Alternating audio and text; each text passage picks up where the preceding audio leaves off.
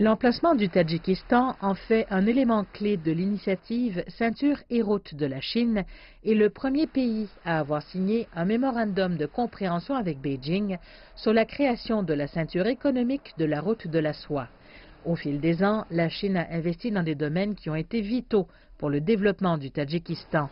Un exemple en est la construction du chemin de fer Bagdad-Yovan, construit par la China Railway Construction Corporation, une ligne qui relie la province méridionale de Khatlon aux régions centrales du pays. Le gouvernement tadjik exprime fréquemment les liens étroits qu'il entretient avec le gouvernement chinois. Par conséquent, de nombreux citoyens tadjiks sont au courant des investissements chinois faits dans leur pays et affirment qu'ils peuvent en ressentir les effets au quotidien. Manucher travaille comme chauffeur à Dushanbe. Un voyage à Kujan, qui lui prenait auparavant 14 heures, est maintenant réduit à environ 5 heures, grâce à un tunnel construit avec des investissements chinois.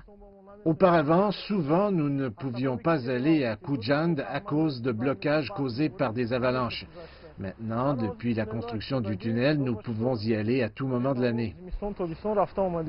De nombreux Tadjiks ont également déclaré qu'ils pouvaient désormais se permettre de meilleurs logements grâce au développement d'infrastructures créées avec l'aide de la coopération chinoise. Les avantages sont déjà visibles. Il existe de nouvelles technologies pour la construction de maisons ici maintenant, ce qui a réduit les coûts du logement et eu de nombreux autres effets positifs. La Chine a également répondu aux besoins énergétiques du Tadjikistan.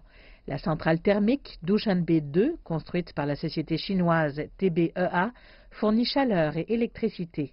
Elle fournit environ 60% des besoins en électricité de la capitale tadjike, un problème crucial pour de nombreux citoyens qui, au cours des années précédentes, ont subi de fréquentes coupures de courant. Par rapport aux années précédentes, il y a eu un progrès. Grâce à la haute tension du 220, nous pouvons tous rester au chaud maintenant.